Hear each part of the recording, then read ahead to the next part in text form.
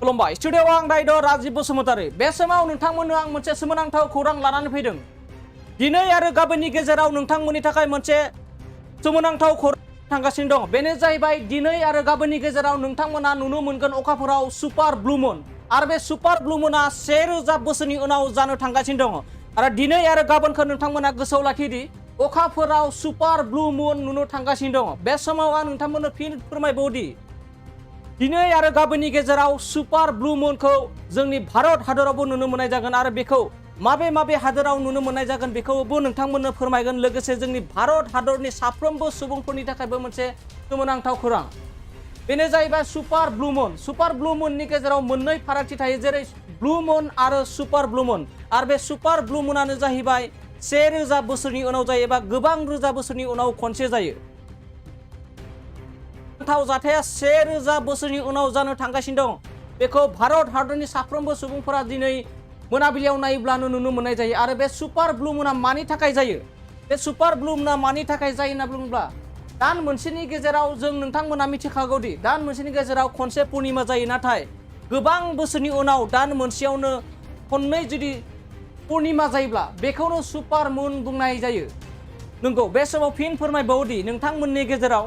दिनै साफ्रोमबो भारत हादरनि सुबुंफोरा सुपार ब्लु मुनखौ नुनो मोननाय जागोन दिनै आरो गाबोननि गेजेराव अखाफोराव सुपार ब्लु मुना नुजानो थांगासिनो समाव आं फुल डिसप्लेजों दिन्थिनो खावलायदों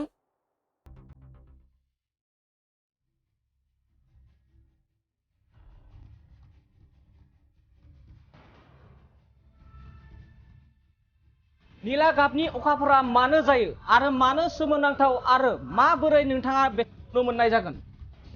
बेखौ गासैखौबो नोंथांमोननो फोरमायनाय जागोन दिनै आरो गाबोननि गेजेराव नोंथांमोना अखाफोराव नुनो मोनगोन सुपार ब्लु मुन नीला गाबनि अखाफोरखौ आरो बेनि गेजेराव माबे हादोराव नुनो मोननाय जागोन एबा नुनो मोनगोन बेखौबो नोंथांमोननो फोरमायगोन फिन फोरमायबावगोन बेनि गेजेराव भारत हादरनि साफ्रोमबो सुबुंफोराबो दिनै अखाफोराव सुपार ब्लु मुनखौ नुनो मोननाय जागोन होननानै बिगियानगिरिफोरा फोरमायनायखौ नुनो मोननाय जादों नंगौ बे समाव नोंथांमोनखौ फिन फोरमायबावदि दिनै आरो गाबोननि गेजेराव नोंथांमोननि गेजेराव मोनसे सोमोनांथाव जाथाय जानो थांगासिनो दं आरो बेयो 1000 बोसोरनि उनाव जानो थांगासिनो दं बेनो जाहैबाय सुपार ब्लु मुन बे सुपार मुना 1000 बोसोरनि उनाव जानो थांगासिनो दं दिनै आरो गाबोन साननै सुपार ब्लु मुनखौ नुनो मोननाय जागोन आरो बे मानो थाखाय सुपार ब्लु साननै नुनो मोननाय जागोन मानोना गोबां रोजा बोसोरनि उनाव पुर्णिमाया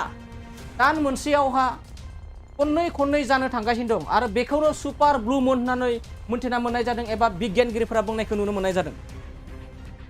गोजोनथाव खौरां बाजाज बाइक सालायनो मोजां मोनग्राफोरनि थाखाय गोजोनथाव खौरां दावहारु अट' एजेन्सिया बाजाज बाइक सालायनो मोजां मोनग्रा रायजो राजाफोरनो होगासिनो दं इन्डिपेन्डेन्ट डेनि थाखाय ल' डाउन पेमेन्ट आरो इजि एक्सचेन्ज अफार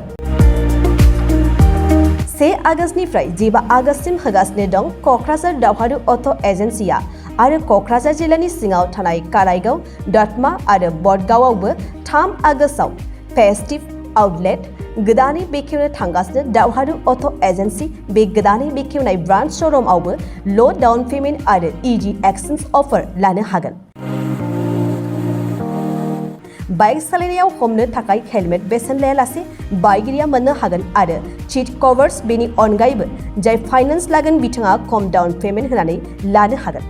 बायग्रा ग्राहक सुबुंफ्रा दावहारु अट' एजेन्सियाव बाजाज बाइकखौ बायनो सानोब्ला नैबे मबाइल नम्बर 8822018193 आरो 600003991187 आव थोंजों फोनांजाब खालामनो हागोन